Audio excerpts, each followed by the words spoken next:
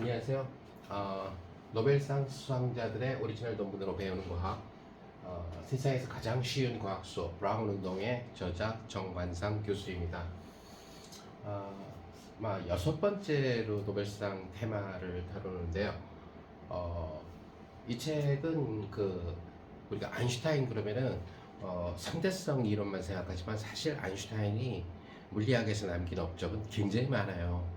앞으로 이 시리즈 20권을 통해서 아인슈타인의 논문들이 많이 소개되겠지만은 이 브라운 운동에서 결정적인 역할을 한 그 사람은 역시 알베르트 아인슈타인이에요. 그래서 아인슈타인의 브라운 운동에 대한 세계 최초의 물리학 논문을 이 책에서 소개를 해봤어요. 브라운 운동은 꽃가루 같은 경우를 갖다가 이 콜로이드 용액 같은 데다가 이렇게 딱 떨어뜨리게 되면은 이 꽃가루들이 막 지멋대로 막 움직이게 돼요.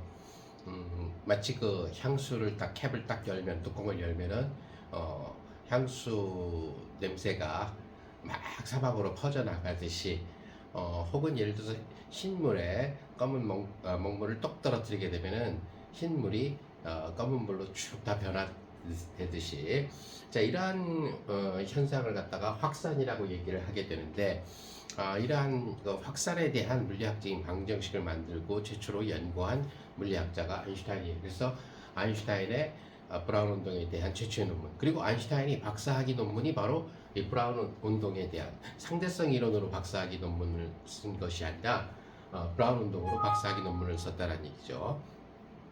자 그래서 이 책에서는 우리가 이 브라운 운동으로 노벨상을 받은 사람은 단 한 명이에요.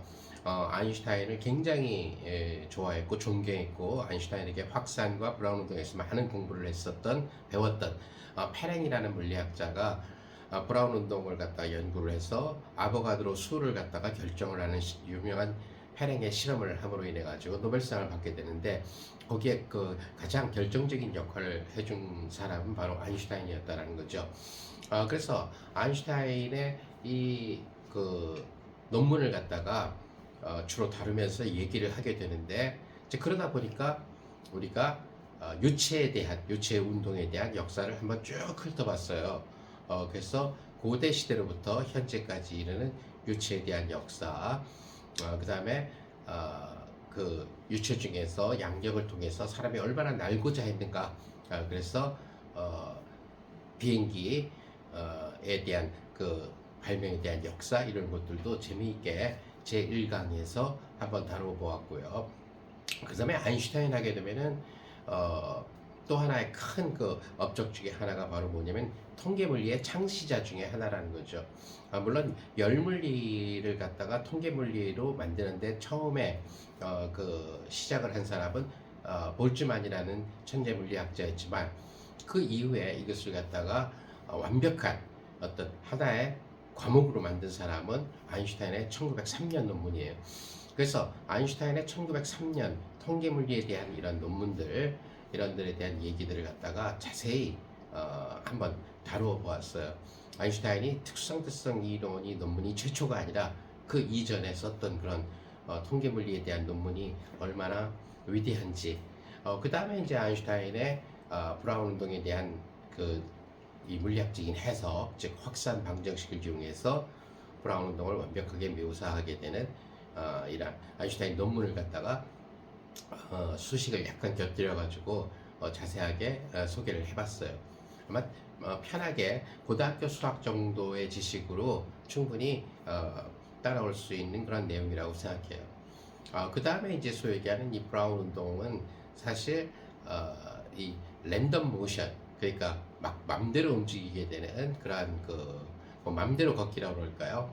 마치 그 술에 취한 사람이 맘대로 막 왼쪽으로 오른쪽으로 막 움직였을 때 이 사람은 시간이 얼마쯤 되면은 어디에 있을까 이런 것을 예측하는 문제, 랜덤 워크 문제라고 얘기하게 되는데 이러한 문제들은 최근에 정보과학에서 네트워크 이론이라든가 이런 데서 굉장히 많이 활용되게 되는데 그러한 이론의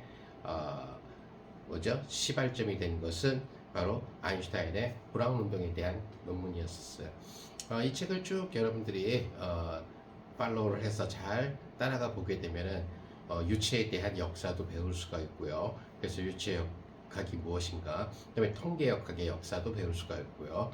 그다음에 확산 방정식, 우리가 일상에서 많이 나타나는 확산 현상이 어떠한 소식에 의해서 묘사되는가 이러한 사실들도 알 수 있게 되고, 아인슈타인이 상대성 이론 말고도 이렇게 위대한 일을 했구나 하는 것을 갖다가 여러분들이 새삼 느낄 수 있을 거라고 생각합니다. 그러면 다음 책에서 다시 뵙도록 하죠. 안녕히 계세요.